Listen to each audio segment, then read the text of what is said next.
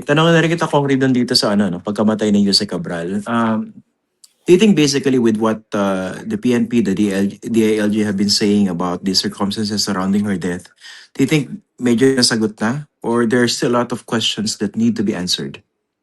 Well, una sa lahat, gusto ko makuha yung final results, no? Nung pong law enforcement reports. Kung ano ba talaga nangyari. Was it a suicide? Was it an accident? Katulad ng binabanggit po ng pamilya. No? At syempre, if there are other evidence na pwede po maipakita na there is actually foul play, edi doon lang ho magmamatter po yung bagay na yon. Pero yun nga, I think as soon as matapos po nila yung full investigation at yung report, pwede hong patawag sa Kongreso kasi may House resolution eh. Yung ilan po mga kongresista na gusto ho nilang siyasatin ito pong bagay nito. So, hopefully tapos na po ito by then at makapag-report po sa Kongreso ang atin pong mga law enforcement bodies. Are you supporting that resolution also for Congress to investigate the death of Jose Cabral?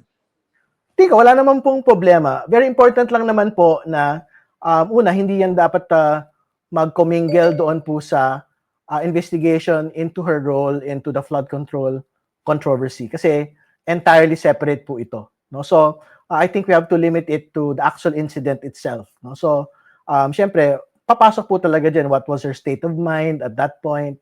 Pwedeng matanong siguro yung pamilya, ano ba yung kwento no, sa likod po ng bagay na ito. So, I think we would want to be able to focus on that in that particular resolution at hindi ito maihalo doon sa kanyang papel as sinasabi nila na talaga pong architect ng mga insertions sa NEP at sa iba pang mga bahagi ng proseso po ng budget.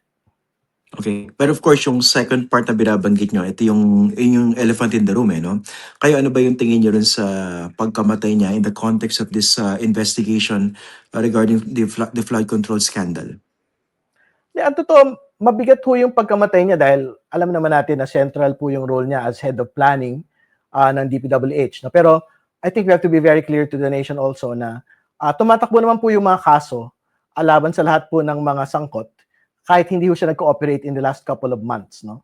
Kasi ang totoo naman, even if without her, yung pong mga proponents, for example, na legislators and executive officials, they still needed to coordinate with the DPWH implementation officers no and the contractor. So kaya nga ibig sabihin tumakbo po yung mga kaso na relying only on Yusek Bernardo, Henry Alcantara, the DPWH engineers at ito pong mga kontratista. No, so syempre we would have wanted to have gotten more information from her. No, pero syempre even without her, tumatakbo naman po yung pag-uusig ng atin pong mga opisina. Pero maganda sana rito kung yung no, yung role niya kung totoo no, parang siya yung linchpin na pwede magturo dito sa mga mas malalaking isda, kunwari mga politiko, mga senador, mga kongresista. Do you think that can also be compromised now because of the death of Jose Cabral?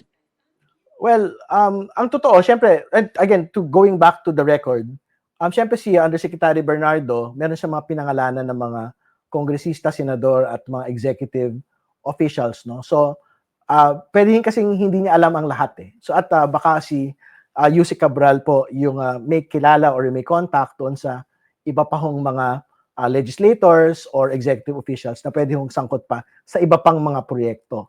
No, pero ayun na nga, ano na ho yun eh, wala na tayong magagawa dahil patay na siya. So we will have to rely on other witnesses and personalities para dito sa ibang mga bagay pa po na ito.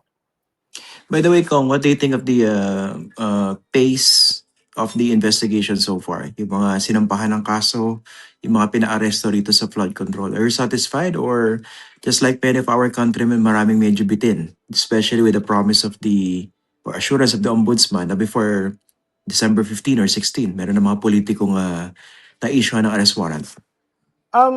Syempre, mas maganda sana na hindi na lang nagbigay ng petsa. Actual na petsa kasi may actual na petsang binanggit December 15.